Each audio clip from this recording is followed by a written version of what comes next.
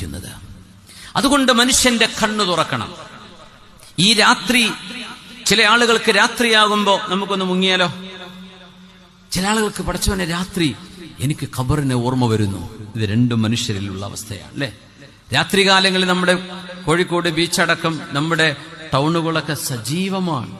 നമ്മുടെ റെസ്റ്റോറന്റുകളൊക്കെ എന്ന് പറഞ്ഞാൽ രാത്രിയാണ് കച്ചവടം. ഞാൻ പറഞ്ഞിട്ട് ഒരു കച്ചവടം മുടക്കല്ല. പൊന്നു സഹോദരങ്ങളെ, മഗ്‌രിബ് കഴിഞ്ഞാൽ പിന്നെ തിന്നണത് തടിക്ക് കേടാണ്. ഇശ കഴിഞ്ഞാൽ പിന്നെ തിന്നാൻ പാടില്ല എന്നാണ് ശറഇന്റെ നിയമം. നിയമം എന്ന് പറഞ്ഞാൽ അത് മനുഷ്യ ശരീരത്തിന് ഹാനികര, പ്രകൃതി വിരുദ്ധമാണ്.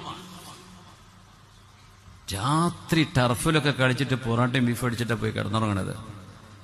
ആലോചിച്ച് നോക്കി, എന്ത് കാര്യം ഉണ്ടായി? ആ കാലറിയൊക്കെ ബേൺ ചെയ്തിട്ട് കുറെ കാർബോഹൈഡ്രേറ്റ്സും അതും ഇതും അടിച്ചു കയറ്റിയിട്ട് പോയി സുബഹില്ലാണ്ട് കിടന്നുറങ്ങുക.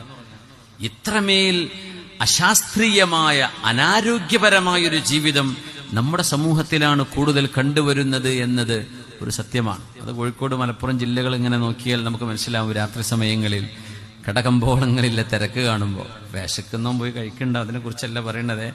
കച്ചവടക്കാരെ കച്ചവടം മുടക്കാൻ വേണ്ടി പറയല്ല. ദയവ് ചെയ്തിട്ട് അവനാന്റെ തടി അവനാ നോക്കിക്കോ, അത്രേ പറയാൻ പറ്റുള്ളൂ. രാത്രി എന്ന് പറയുന്നത് ദൃഷ്ടാന്തമായി തോന്നുന്ന ആളുകളുണ്ട്. ഈ രാത്രി തന്നെ മനുഷ്യൻ എന്തെങ്കിലും തിന്മകൾ ചെയ്യാൻ മറയായി രാത്രി നമുക്ക് ചെയ്യാം എന്ന് പറഞ്ഞ് രാത്രിയെ തിന്മയ്ക്ക് വേണ്ടി കാത്തിരിക്കുന്നവരും മനുഷ്യരിൽ. നോക്കണം, ഒരു സാധനം, ഈ രാത്രി എന്ന ദൃഷ്ടാന്തമാണ്. ഖുർആൻ പറ, രാത്രി എന്നത് അള്ളാഹുവിന്റെ ദൃഷ്ടാന്തമാണ്.